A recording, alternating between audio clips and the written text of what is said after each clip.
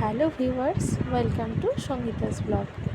আজকের রেসিপি হলো বর্ষার মৌসুমে সবার প্রিয় তালের বড়া।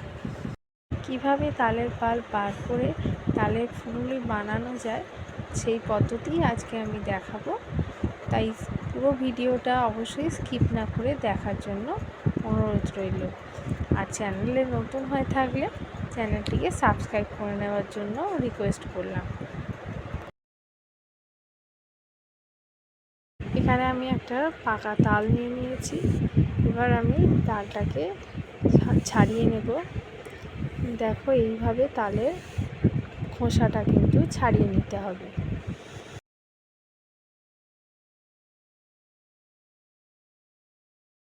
তালের খোসাটা খুব ভালোভাবে ছাড়ানো হয়ে গেছে। এরপর তালের মধ্যে থাকা 3টে আটি আমি বার করে নিলাম। এবার আমি একটা স্ক্র্যাপারের সাহায্যে তালের পাল্পটাকে বার করে নেব। এইভাবে অনেকেই দেখেছি তালের পাল্প বের করার জন্য ঝুড়ির ব্যবহার করে থাকেন বা ছিদ্রযুক্ত থালাও ব্যবহার করে থাকেন। তাতেও কোনো রকম অসুবিধা নেই, তাতেও খুব সুন্দরভাবে কিন্তু তালের পাল্প বের করে নেওয়া যায়। হ্যাঁ, এইভাবে দেখুন তালের আমি পাল্পটা বার করে নিয়েছি। কোনো রকম তালের শাঁস এর মধ্যে যায়নি। এবার আমি কড়াইয়ের মধ্যে খুব সামান্য পরিমাণে তেল নিয়ে তালের পাল্পটাকে একটু জাল দিয়ে নেব। তালের পাল্পটাকে এইভাবে অল্প তেলের মধ্যে যদি জাল দিয়ে নেওয়া যায় তাহলে তালের কাঁচা ভাবটা চলে যায় এবং তালের বড়া বা তালের ফুলুরি বানালে সেটা অনেক দিন অবধি কিন্তু ভালো থাকে। প্রায় 5 মিনিট মতো নেড়ে চেড়ে তালের পাল্পটাকে আমি জাল দিয়ে নিয়েছি। এবার আমি পাল্পটাকে অন্য একটা পাত্রে ঢেলে নেব। তালের পাল্পটাকে এবার একটা আমি বড় বোলের মধ্যে ঢেলে নিচ্ছি। কিছু সময়ের জন্য পাল্পটাকে আমি একটু ঠান্ডা হতে দেব।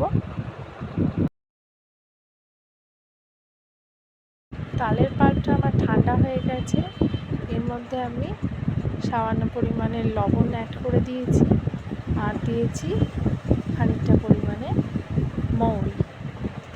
বড় চামচের 4 চামচ পরিমাণ চিনি দিয়ে দেব।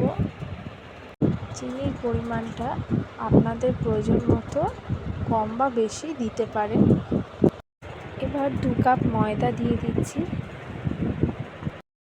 এবার প্রথমে ভালোভাবে এই সমস্ত উপকরণগুলোকে তালের সাথে মিশিয়ে নেব।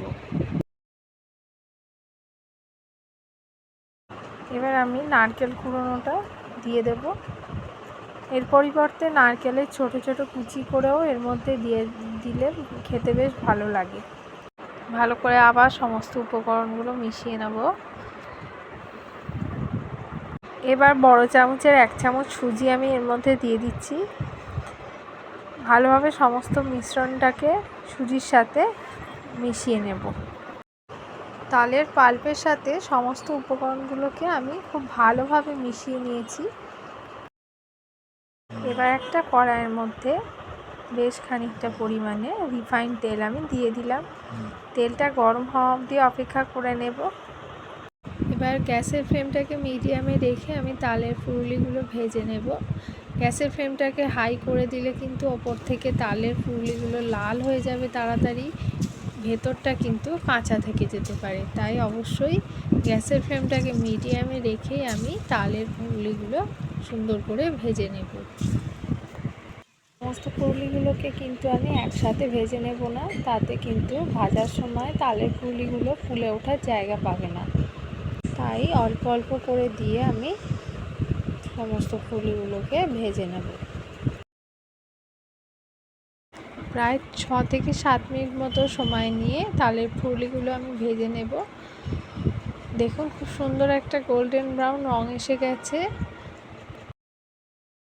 দেখতেই পাচ্ছেন তালের ফুলুরিগুলো আমার খুব ভালোভাবে ভাজা হয়ে গেছে। এবার আমি এগুলোকে একটা প্লেটের মধ্যে তুলে নেব এবং বাদবাকি ফুলুরিগুলোকেও একইভাবে আমি তেলের মধ্যে দিয়ে ভেজে নেব।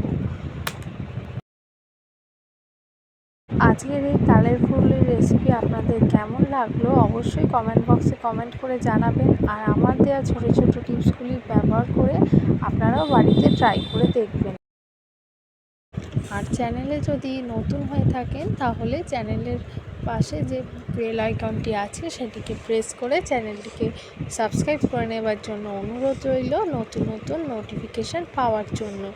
নমস্কার।